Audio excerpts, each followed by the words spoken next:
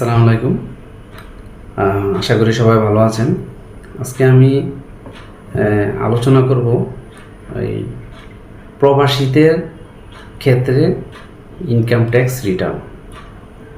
আমরা যারা প্রবাসী থাকেন তাদের প্রত্যেকেরই ইনকাম হয় এবং ওই ইনকামটা বাংলাদেশে যখন আসে রেমিটেন্স হিসাবে আসে। আর রেমিটেন্সের উপর কোনো ট্যাক্স ক্যালকুলেশন হয় না। যখন আপনাদের ট্যাক্স ক্যালকুলেশন করা হবে রিটার্নে, তখন ট্যাক্স আসবে 0। এখন কথা হচ্ছে সম্পদ 4 কোটি টাকা পর্যন্ত সম্পদের উপর কোনো ট্যাক্স আসে না।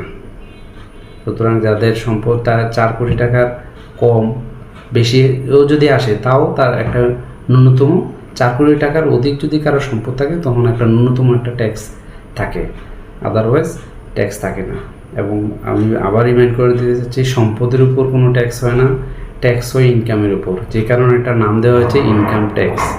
এবং প্রবাসীরা যখন দেশে টাকা পাঠায়, এটা রেমিটেন্স হিসাবে কাউন্ট হয়। ওই রেমিটেন্সের উপর কোনো ট্যাক্স প্রদান করতে হয় না।